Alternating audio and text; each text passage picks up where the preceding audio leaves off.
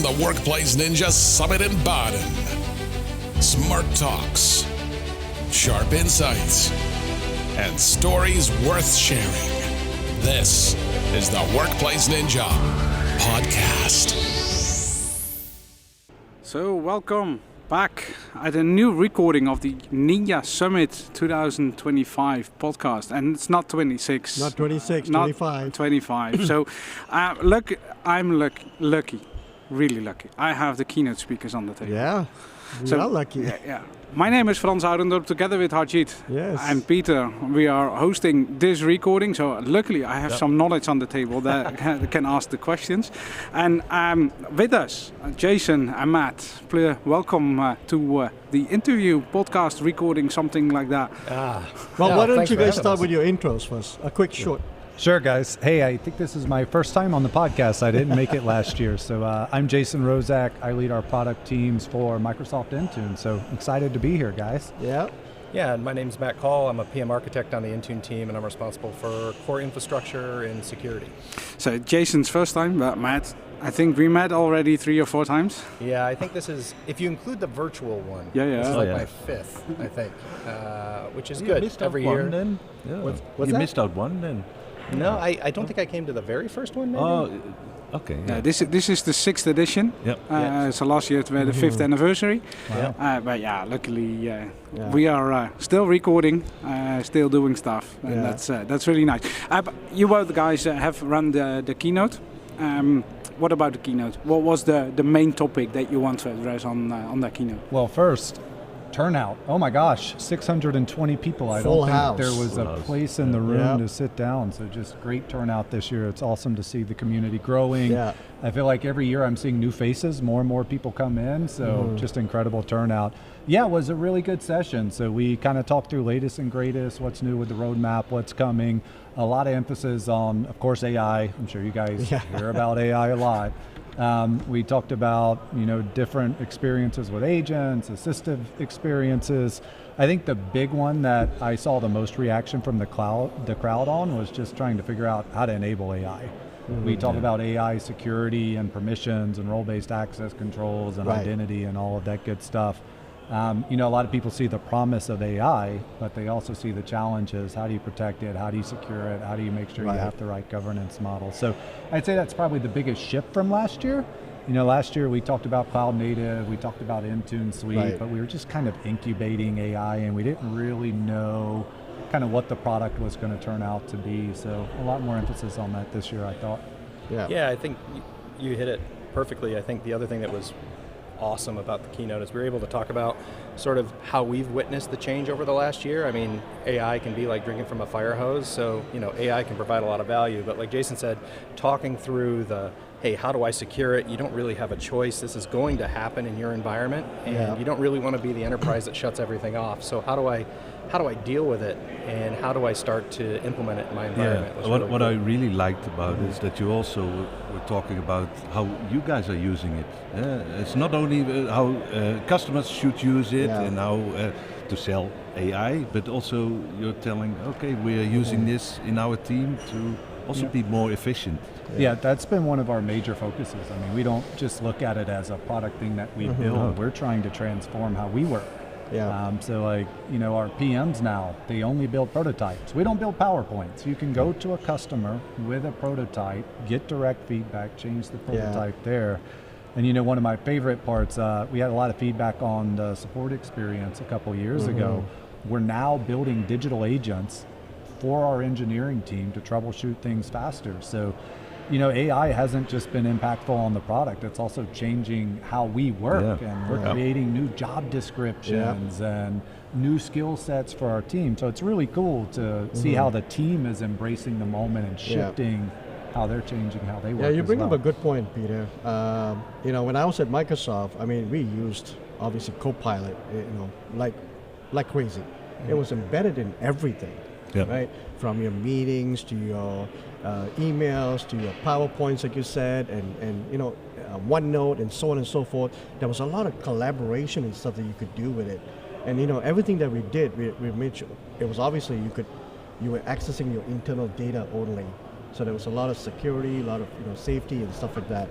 Now being on the outside, it's a bit different, for me. It's like trying to you need, I don't know, it's different, meaning that you need to have a lot of those collaboration tools and stuff for someone to actually really get the benefit out of it, Yeah, like you're saying, like one of the biggest things for us is, we operate sort of this hybrid remote world, right? So for us, like you're saying, everything is recorded, everything is on Teams, right? Everybody's recording meetings, that sort of stuff, and just have a tool like Copilot that can, find that thing that Jason said 7 months ago in a meeting that I vaguely remember. Yeah.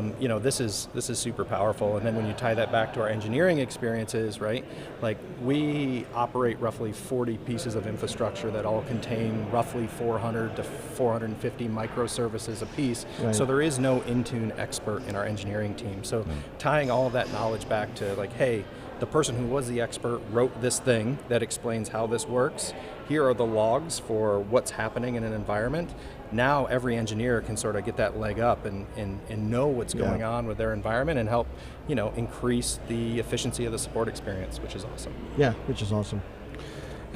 Talking about AI, within the keynote I saw the vulnerability agent, conditional access agent, the optimization agent, that's there. There are probably coming a lot more like these kind of service agents. What advice would you give to IT leaders who are hesitating to delegate critical tasks to AI? Because if the vulnerability agent, I think you show the guided experience. What advice? Yeah, it's interesting, and it's one of the things we talked about today. So I think a lot of people generally recognize the opportunity with agents. Hey, this idea that I can delegate a job to an agent, it's going to go off and do work for me, super appealing for people. But a lot of our focus is not just on the scenarios. So we talked about the vulnerability agent, how it automates patching stuff, all of that. But we're also focusing on how to enable it where it's enterprise ready. So if you think about these agentic technologies, one of the things we kind of ask the room to think about is, what is the agent identity, right? Does the agent run as Jason? Is it manipulating me as an IT pro? What does it have permissions over? You think about things like safe rollouts. Hey, if agents are going to take action, how do you make sure they don't break things? One of the biggest ones for us is human in the loop. So one of the things we did with the conditional access agent is we introduced this idea of suggestions. So agents will have a dialogue with you as an IT pro and say, hey, Jason, I want to go make this change. I've identified these users don't have the right policy. I think you should fix this. Do you approve me doing it? So we think about agents in kind of 3 different types of remediation. The first is guided. The idea behind guided is the agent just gives you a set of instructions. So, hey, do this first, do this second, do this third, and then it's on you as the IT pro to go take those steps. The second big one we talked about was assistive. And the idea behind assistive, we think that's the sweet spot. Because with assistive, the agents can tell you what they want to do. They have the insight, they see the vulnerability, the policy, whatever, and they want to go fix that for you, but they engage you for approval. So with assistive remediations, you as an IT pro have the opportunity to approve it, deny it. You're in the loop. So you're in control. Right, you're in control. And we think that's going to be really important. People are going to want to engage with these agents. They're going to want to know what the agent wants to do. They want a control mechanism. So with these assistive remediations, we're keeping the IT pro in the loop so that they're ultimately making the decision on what the agent does. Right. Yeah, and that makes the balance between automation and the human oversight on that. Well, and that's what we think is so interesting. On one hand, you can say, hey, I just want guided remediations. But in a guided remediation, we're giving you steps. And that's great, that's beneficial. A lot of people don't know how to fix things. So if you just need instructions on how to go fix a thing, a guided scenario is really valuable. But the broader one we hear is people want to outsource work to these agents. So I want this vulnerability remediation agent just running in the background. Yeah. It's finding new vulnerabilities, it's fixing new vulnerabilities. And I think the guided one is a bit, even an IT admin will be like, oh, I'm not sure, should I not? But the assistive one is more like, hey, listen, I know what is right and wrong. I'm asking you for approval. Do you approve? Exactly. Let's go. Yep. We know it's going to be all right. You know what I'm saying? It's like, so both are good, but one is more like, that's something what I would expect more. It's like the guided is nice, but the actionable items that you can automate that or. I would say we may come out at Ignite, and maybe we will talk about lots of new assistive agents at Ignite. I'm not really sure, but maybe. Yeah, if we bring this all the way back though, like the key message I think we were trying to land was like, hey, AI is capable and agents are capable of doing all of these things, and here's some example of the things that it can do, but very few, especially enterprises, large enterprises, people with 10, 20, 30, 50, 100,000 seats, very few of them are just going to say, hey, let the agent go, like let's go do it. So Jason's points around things like, hey, how does this run? How do I control it? Like you really have to start thinking about this now, because all of those tools, like agent tools and creating your own agents, all that stuff is coming. Like it's on the runway. So like if you're not thinking about that now, you're just getting further behind the curve. Yeah. And I know, just sitting here, I just came up with an analogy real quick. So like almost like Baden to Zurich, right? And guided would be like, oh, you know what? You wanna go to Zurich?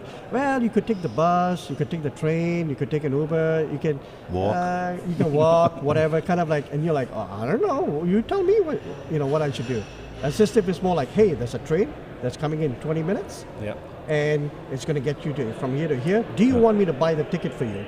Right. Yeah. That's exactly it. That's something which is really helpful. It's cool. Yeah. Next to AI, because AI is everywhere, probably in not only Microsoft products, but everywhere in the world. But Matt, I saw you demoing some other new features in Intune as well. Can you talk about that? Yeah, sure. So we demoed, now you're going to make me see if I can remember all the demos we did. Now, the backup, that's what the one that I love to hear. Because the backup and restore? Yeah, so the Windows team has been working hard on enabling the ability to, I'll use the term roam, but the way you should think about it is all these personalization things that you're doing on your device, Windows can keep track of those for you and back them up, so your new PC experience is just flawless, right? Like, maybe we still have some work to do around things like apps and like very custom configurations, but now at least when you get to the desktop, it's a familiar experience, right? And the thing that's awesome about that is, number one, it's integrated directly with Autopilot in our enrollment profiles. So, we manage that restore experience for you so you can see it. But the other thing is stuff that would previously make a device unusable for somebody who doesn't speak the English language. Now that stuff starts coming down in the background and configuring for you. So, you start to see this sort of stuff happening. Windows is getting really good about it, and Maggie and Hung and the Autopilot team are enabling these experiences in Intune, so you can just take advantage of them. First stop, it's awesome. I've looked at it because it's in preview. It has been released this month or last month. Yep. Really, really new, and I really love the experience. The user gets the option to either restore or set it up as a new computer. So it's really seamless. You think about your consumer life. You get a new phone, exactly. Just plug in my Apple ID to my phone and poof, my phone looks like that's what I was just going to say that too, like your phone, right? You get a new phone. It's really nice. That's awesome. Yeah, Jason mentioned in the keynote that if you're walking into an Apple store, Google, and you buy a new phone, and you're putting in the account, and then it's still your old phone, because it's a new one with the old experience that you have. And if we can apps and stuff. And if we can enable that with Windows, I think people want personalization in their work life. I mean, you guys think about your desktop background, your shortcuts, the language, all of that stuff. You don't want to have to go through repersonalizing your work PC. That's really the idea behind this. You get the new PC, all your personalizations just roll over to it, and you're ready to go. It's really nice. Yeah. One of the things I want to quickly touch, I know you brought it up at the keynote as well, is Microsoft's proactiveness now with partnering with partners. Can you touch upon that in terms of why and how that's going to benefit? Sure. So, the number one thing I would say is we've tried 3 years in a row now to make this the highlight of the keynote. You have to be cloud native. None of this stuff is going to work if you're co-managed and on-premise. Like, if there's only one thing your audience takes away from me, you have to be cloud native. That means your apps are in the cloud, your policies in the cloud, patches in the cloud, your provisioning is in the cloud. We cannot do the things we need to do in the product without you being cloud native. So one of the big obstacles we've heard from customers is they'll have hundreds or thousands of apps in their config-man instance. Right.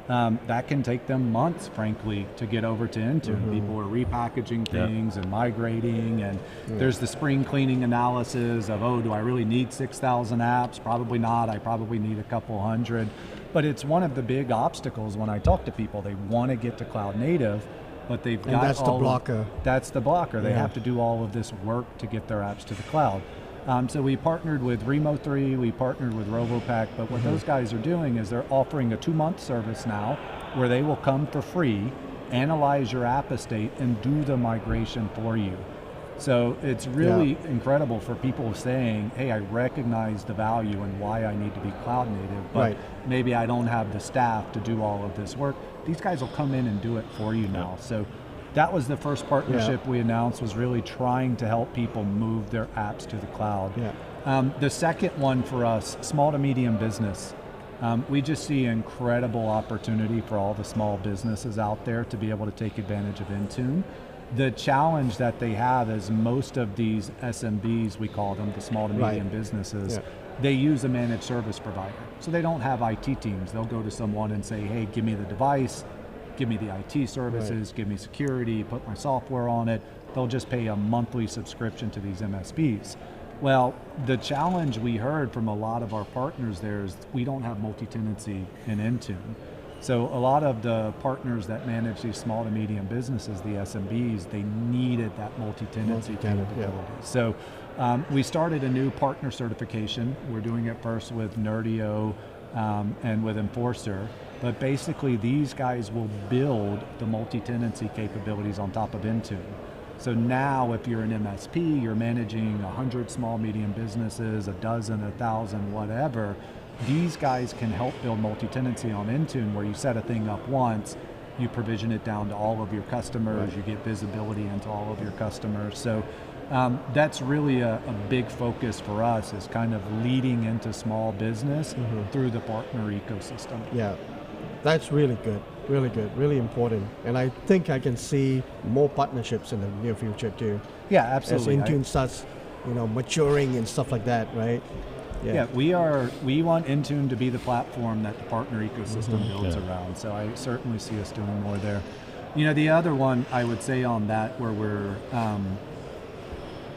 we talked about it a bit in the keynote, but I still meet a lot of customers who they're using Intune for Windows, but they haven't progressed beyond Windows. They're not using us for Mac. They're not using us for frontline workers. So one of the things we wanted to talk about today was just the progression there. I would say our Mac management capabilities are pretty much on par with Windows now. So if you want the out-of-box provisioning, if you want the Windows Hello for Business fill on Mac, you've now got platform SSO. If you need the encryption, the protections, all of that good stuff to patch the apps, we've seen just tremendous growth in Mac. So, one of the other things we wanted to raise is, we still meet customers who don't know that Intune does things beyond Windows way too often. I mean, I even have customers, what are you doing for BYOD? Wait, BYOD? What am I doing for that? So, part of the conversation we wanted to have with the audience is kind of back to basics. You should be using Intune for the full set, whether it's frontline worker, Mac, mobile BYOD. We've really tried to make Intune the platform where you can manage all of your devices from one-stop shop pane. for everything. Exactly. I gotta ask one more question, the elephant in the room kind of a thing. So I talk to a lot of IT pros and customers and stuff, and I'm trying to encourage them to move from config manager and stuff like that, right? Yep. And one of the things they say, well, it's not only just application. Application is one of the big top blockers. Sure. Server management. Where are we going with that? You have me on a recorded podcast asking me questions that I cannot answer. Today, actually, yes, I'm just going to plead the fifth on this one. Plead the fifth. Okay, all right, sorry. We do, in all seriousness, so we do have a product in-house. It's called Azure Arc. Yes. Azure Arc is our server management solution. We partner very closely with the Arc folks. Arc today is fantastic at cloud. It's also great at on-premise.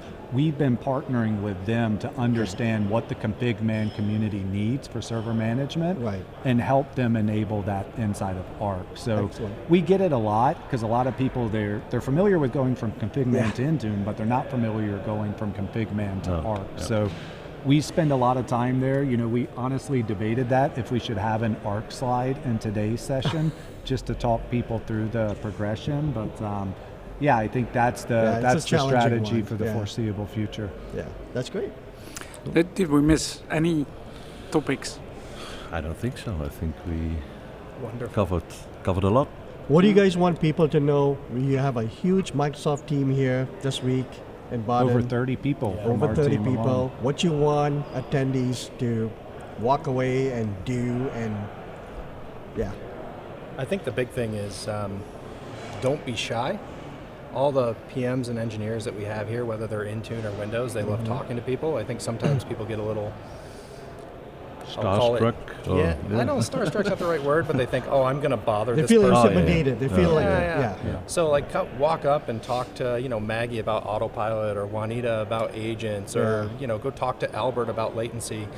They really want to talk to you about the things that they're working on to understand your perspective. And I think if you're going to travel here and you're going to be at the the you should meet the team. Sign up for focus groups. This is the first That's the year. one I was going to say. So this is an experiment. We've not done focus groups before. We created a bunch of focus groups this time, really just as an opportunity to hear directly from the audience of what they want to see in the product, what they think the biggest challenges are.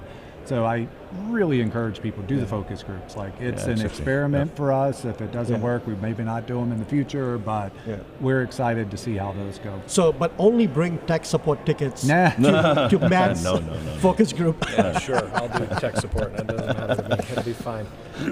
It's great. Just make sure that, we're here. We want to hear what you have to say. We understand, it's just... so many times people say, well, I didn't want to ask about that because you're busy. It's don't be shy. Yeah. That's why you we're guys here. are all good people. Yeah, definitely. Take advantage of it. All right, guys. So thinking, we talked about AI agents, the backup and restore feature, macOS within Intune that's evolving really, really fast. We have seen in the last few months that there are a lot of features coming into the portal. So many things are done within the Intune team, so thanks for that. Last question. Is there any piece of advice for IT leaders to prepare for the next wave? What would it be? Is there any advice? Cloud native, that was already mentioned. You can finish off with whatever you think is the right thing. I mean, for me, I lived through the Windows XP to Windows 7 migration.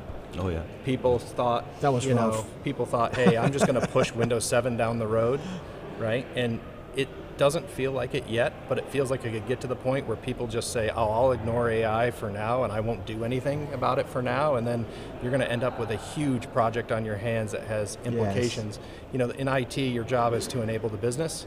And if the business wants to use these tools or wants to become more efficient, in IT, you never want to be a business problem, right? So the biggest thing I could tell you is start to learn about how these things affect your environment and ask the right questions. Not saying you have to do everything today or everything tomorrow, but just understanding it. So then as you move through this new world, you can understand, hey, this is what needs to change. This is what we need to do. This is how long it's going to take. So it doesn't end up as another migration enablement sort of scenario that takes you 18 months to engineer. Like moving to Windows 11. Like move to Windows 11. Which is right around the corner right now. Yeah, you're about a month away, right? Yeah. So there you go. What about you, Jason? Yeah, I think very similar. Look, nobody wants to be the organization that's blocking users from trying to do their job better. Your users are going to go seek out this technology. We see it every day, whether we enable it and enable them to do it securely and safely, they're going to go find this technology. That's shadow IT with back or again. Without us. Yeah. Absolutely. This is shadow IT all over again. So, we tried to talk about it today, but I would encourage folks, you got to start thinking about the basics. What's your identity model? What's your safe deployment model? What's your RBAC model? What's your audit model? What's your DLP? It is better to embrace the change and have a plan than for your users to go create this plan for you. Yeah. So definitely kind of the same as Matt. Get ahead of it. It's coming. I hear you don't have a choice. Yeah, I met a lot of people yesterday who are, I'm pretty reserved. I'm not sure if we're ready for this. It's coming whether you're ready or not. Yeah. So I think getting ahead of it is probably the biggest thing I would say to folks. Yeah. Nice. Thank you guys. Thank you guys for giving the insights and talk a bit about all the topics that we have covered in the keynote as well. So thanks for joining. Awesome. No worries. Thanks for having us, guys.